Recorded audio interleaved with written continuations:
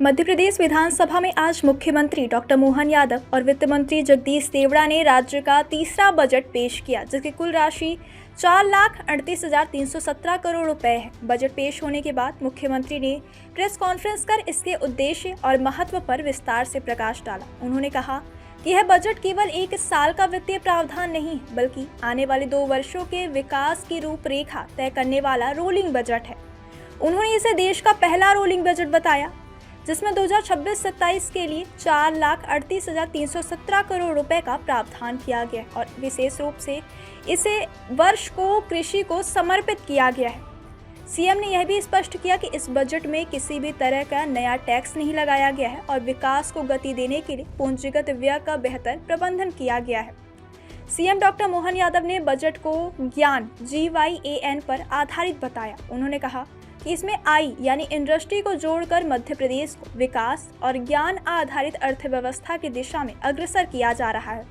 उनका कहना था कि यह बजट प्रदेश के लक्ष्य समृद्ध मध्य प्रदेश, सुखद मध्य प्रदेश, संपन्न मध्य प्रदेश और संस्कृतिमय मध्य प्रदेश को साकार करने में सहायक होगा। उन्होंने बताया कि प्रदेश में मंजरे टोले तक सड़कों का विस्तार किया जा रहा है, जिसके लिए बजट में 21,630 करोड़ रुपए का प्रावधान रखा गया है। इसके अलावा नई योजना द्वारका योजना के लिए 5,000 करोड़ रुपए का प्रावधान किया गया है, जिससे ग्रामीण और शहरी क्षेत्रों में विकास के नए अवसर उत्पन्न होंगे।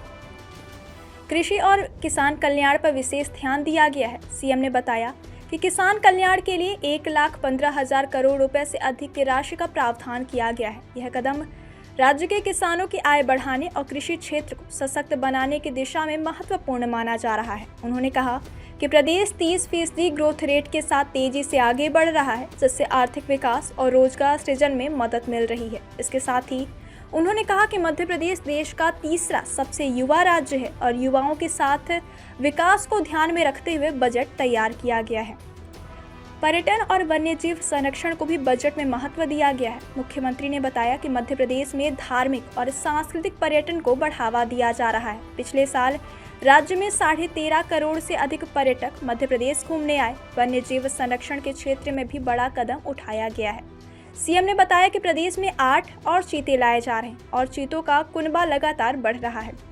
साथ ही जंगली भैंस को भी प्रदेश में पुनः बसाने की तैयारी की जा रही है। महिलाओं और समाज के कमजोर वर्गों के लिए भी बजट में पर्याप्त प्रावधान किया गया है। उन्होंने कहा कि लाडली बहना योजना के तहत महिलाओं के सशक्तिकरण को और मजबूती मिलेगी। इस योजना के लिए बजट में विशेष राशि रखी गई है, जिससे राज्य की महिलाएं आर्थिक और सामाजिक रूप से सशक्त होंगी। सीएम ने बजट को बिना टैक्स बढ़ाए प्रदेश के समग्र विकास को गति देने वाला बताया और कहा कि सरकार यशस्वी प्रधानमंत्री नरेंद्र मोदी के नेतृत्व में तेजी से प्रदेश को विकास की नई ऊंचाइयों तक ले जा रही है। बजट में शिक्षा, स्वास्थ्य, सड़कों, ग्रामीण विकास और उद्योग के क्षेत्रों में भी कई नई योजनाओं और वित्तीय प्रावधानों की घोषणा की गई है। मुख्यमंत्री ने जोर देकर कहा कि यह बजट प्रदेश को समृद्ध, संपन्न और आधुनिक बनाने की दिशा में एक निर्णायक कदम है। उन्होंने कहा कि प्रदेश की जनता, किसान, महिला और युवा इस बजट के लाभ को महसूस करेंगे और मध्य प्रदेश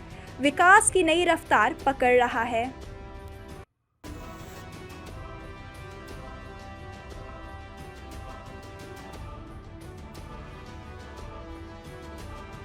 बाघा बिल्डर्स कॉलोनी रीवा, आपका सपना हमारा निर्माण।